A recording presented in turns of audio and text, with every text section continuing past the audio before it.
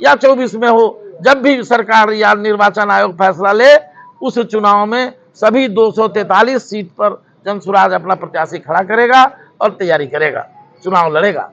दूसरी बात, एक बैठक में यह भी चर्चा आई है, आप जान लीजिए जो तैयारियां अभी चल रही हैं संसदीय चुनाव में, हमें किसी के लिए सामने दिखार नहीं होना है। जनसुराज का दोनों दुश्मन है, हम इंडिया गठबंधन से भी उतनी ही दूरी हमारी है और भारतीय जनता पार्टी से भी उतनी ही दूरी है। हमारा मकसद इन दोनों के खिलाफ अपनी जमीन तैयार करना है और अपनी राजनीति करनी है। इसलिए हमें किसी के साथ नहीं रहना है। व्यक्तिगत तौर पर जिसको जहां इच्छा होगी वो अपना वोट करेंगे, ये उनका डेमोक्रेटिक फंडामेंटल राइट है, ये उसका सदुपयोग हमारे साथ ही करेंगे। लेकिन सार्वजनिक रूप से किसी राजनीतिक दल या किसी प्रत्याशी के मंच पर हमारे जो कार्यकर्ता वहां सक्रिय पाए जाएंगे, उनके विरुद्ध संगठन कार्रवाई करेगा। पूर्वी चंपारण से राणा रणजीत जी जो आपके जनसुराज संगठन से जुड़े थे, AIAY के बैनर पर चुनाव सवाल ही नहीं है। सवाल यह है कि हमारे साथ थे, अपनी लोकप्रियता हासिल करने का काम उन्होंने मेरे साथ रहकर किया, जनसुराज के साथ रहकर किया, आदरणीय प्रशांत किशोर जी के साथ जुड़े, लेकिन उन्होंने जनसुराज और इस अभियान के साथ धोखाबाजी करी है और वो सारे समाज के लोगों को, सारे जनसुराजी परिवार के लोगों को इस जिला में धोखा देकर गए हैं। किसी राजनीतिक दल से वो चुनाव लड़ रहे हैं, ये उनका व्यक्तिगत मामला है, जनसुराज का उससे कोई लेना देना नहीं है। और हमारे जो भी साथी अगर उनके साथ खुल करके घूम रहे हैं या वोट मांग रहे हैं, उनसे भी संगठन के अध्यक्ष जी ने अभी घोषणा करी है, आप समझ रहे हैं, अभी प्रस्ताव पारित किया गया है। ऐसे लोगों को चिन्हित किया जा रहा है और उन पर कार्रवाई होगी, उन्हें दल से बाहर किया जाएगा। क्योंकि जनसुराज निष्पक्ष, ईमानदार और नैतिक आचरण वाला एक संगठन है, जो अभी राजनीतिक संगठन नहीं बना है, अभियान है जिसका मूल मकसद बिहार में परिवर्तन लाना है। इसलिए जो लोग बिहार को बदलने का जज्बा रखते हैं, हमारे साथ जुड़ करके ईमानदारी से काम करना चाहते हैं, उनका इस्तकबाल है। और जो लोग धोखा देने के लिए, तो बहुत लोग आता है राजनीति में, आता है जाता है, ऐसे लोगों से जनसुराज पर कोई फर्क नहीं पड़ने वाला है। आपको मालूम होना चाहिए, अभी सच्चिदानंद राय जी जो छपरा के सारण के MLC हैं, हमारे साथ रहे हैं, बड़ी मजबूती के साथ घूमते थे और कल वो नरेंद्र मोदी जी के साथ भारतीय जनता पार्टी के मंच पर चले गए और भारतीय जनता पार्टी की सदस्यता ग्रहण कर ली। ऐसे लोगों को क्या कहिएगा? ये कौन सा राजनीतिक चरित्र है? एक तरफ आप बिहार बदलने की बात करते हैं, बिहार के बेरोजगारी, बिहार के लोगों के पलायन पर आप सवाल खड़ा करते हैं, और दूसरी तरफ आप उसी व्यक्ति के साथ चले जाते हैं जिस व्यक्ति ने पिछले 10 वर्षों से बिहार को रसातल में पहुंचाने का काम किया है। जिस नरेंद्र मोदी की रहनुमाई में देश में हुकूमत चल रही है, उसने बिहार को जहन्नुम तक पहुंचाने का काम किया है। जिस तरह से लालू यादव के 15 वर्षों का आतंक राज आज भी हमारे लिए कराहने के लिए काफी है, हमारे लिए चिंता का विषय बनता है। जब हम सुनते हैं तो हमारे रोंगटे खड़े हो जाते हैं कि लालू ने इस तरह से आतंक किया था। ठीक उसी तरह से नरेंद्र मोदी जी ने क्या किया बिहार के लिए। आदरणीय प्रशांत किशोर जी तो चिल्ला के कहते हैं, 1 मिनट के लिए भी अगर बिहार के विकास के लिए, बिहार के शिक्षा के लिए, बिहार के बेरोजगारी के लिए, बिहार के पलायन को रोकने के लिए अगर इन मसलों पर 1 मिनट के लिए भी प्रधानमंत्री जी बैठक किए होते तो हम मानते जी हाँ, ये काम बिहार के लिए कर रहे हैं। आज तक इन्होंने कोई बैठक तक नहीं की है, वो बिहार के विकास की बात क्या करेगा?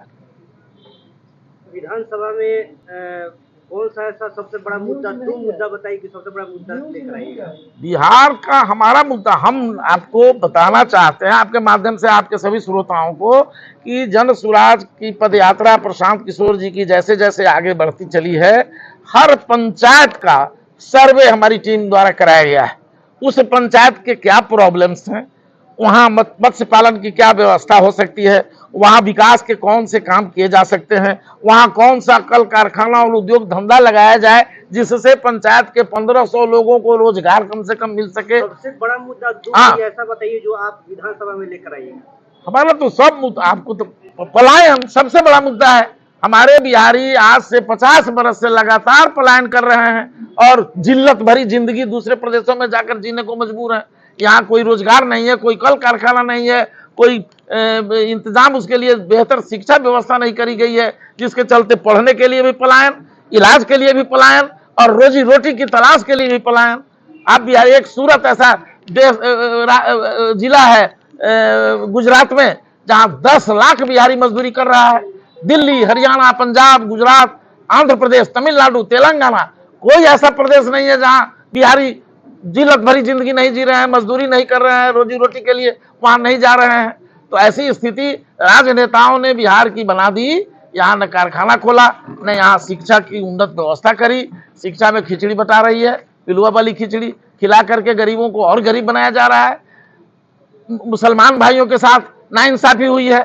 लालू यादव जी के 15 वर्षों की सरकार में उनको मुलाजिम बना करके रखा गया, उनके हक और हकूक की आवाज नहीं उठाई गई, उनके लिए कोई सुविधा नहीं दी गई। अभी 17 महीना जो मिली जुली सरकार थी उसमें डिप्टी सीएम अकेले तेजस्वी यादव थे। अगर वो मुसलमान के बहुत बड़े हिमायती थे तो उन्होंने डिप्टी सीएम का एक पद मुसलमान भाइयों को क्यों नहीं दिया? एक गृह मंत्री का पद उनको क्यों नहीं दिया? कोई बढ़िया मंत्रालय जो अच्छा विकास का मंत्रालय था, स्वास्थ्य का या सड़क निर्माण का, ऐसा किसी मुसलमान भाई को क्यों नहीं दिया? ये सब भारत में भारत भर में सबसे ज्यादा विधायक बिहार से ही बीजेपी में गया है। विधायक नहीं, एमपी। हाँ, तो 40 में 39। हाँ, अभी तक बिहार का जो है कुछ उद्धार क्यों नहीं हुआ है?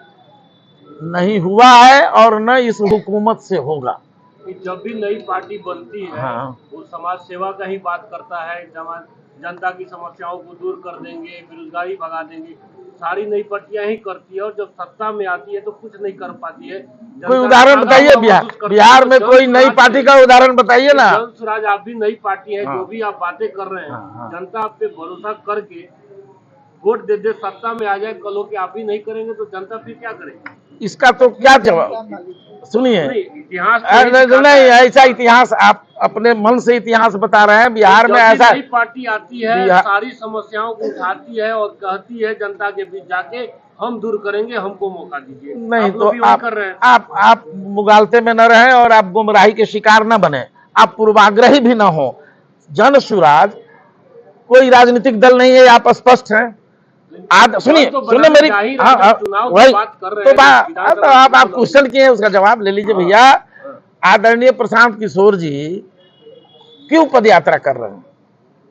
उनके पहले क्या बिहार में उनसे ज्यादा ताकत वाला लोग नहीं था? क्या उनसे ज्यादा बुद्धि और पढ़ा लिखा लोग नहीं है? बहुत सारे लोग इंजीनियर है जो इंग्लैंड में जाकर के लाखों रुपए कमा रहे हैं, अरब और अमीरात में जाकर के करोड़ों रुपए कमा रहे हैं। क्यों बिहार को बदलने नहीं आए?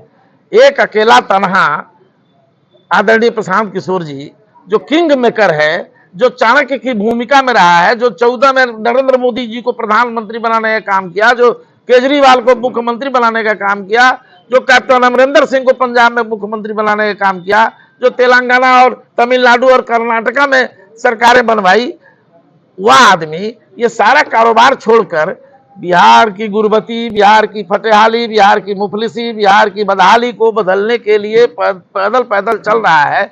आप बताएं पत्रकार जी, इतिहास की कोई घटना बताएं जो 18 महीने से लगातार पद यात्रा करने वाला कोई बिहार या भारत की धरती पर कोई नेता हुआ है क्या?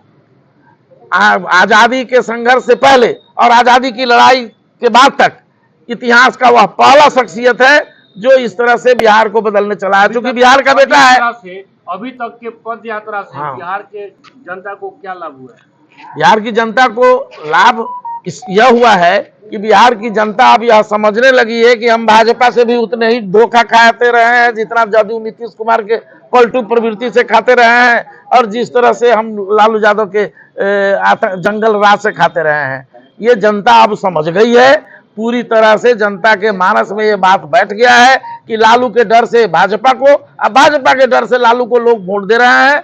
विकल्प के अभाव में बिहार की जनता बेचैन है। हम जन सुराज एक सशक्त और ताकतवर विकल्प देने जा रहे हैं, सियासी विकल्प देने जा रहे हैं।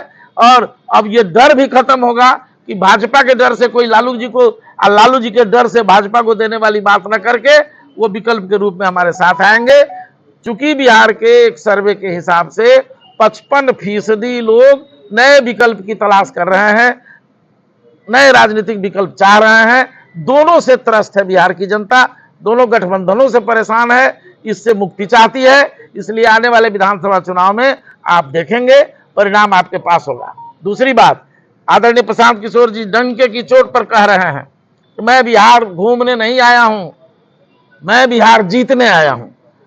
और वो कल भी तेलंगाना में, अभी एक इंटरव्यू मैंने आज सब डीएससी में सब मेंबर में डिस्ट्रीब्यूट किया है, कल तेलंगाना में उन्होंने इंटरव्यू में डंके की चोट पर कहा है कि मैं बिहार जीतूंगा और अगला 25 में हमारी हुकूमत बनेगी, जनसुराज सरकार बनाएगा। ये दावा आज भी है और इसकी योजना ही के तहत आज की बैठक हुई है। इसी के योजना के तहत कैंप चल रहे हैं, इसी के योजना के तहत पार्लियामेंट चुनाव में हमारा अभी सदस्यता अभियान चल रहा है। हम चुनाव में इन्वॉल्व नहीं है, सदस्यता अभियान चल रहा है और ये अभियान निरंतर जारी रहेगा। और आप देखिएगा पार्लियामेंट चुनाव के बाद तूफान खड़ा होगा बिहार में, नए तरीके से इस तरह का काम होगा, हर गांव गांव तक हम पहुंचेंगे जहां केवल जनसुराज और जनसुराज दिखाई देगा।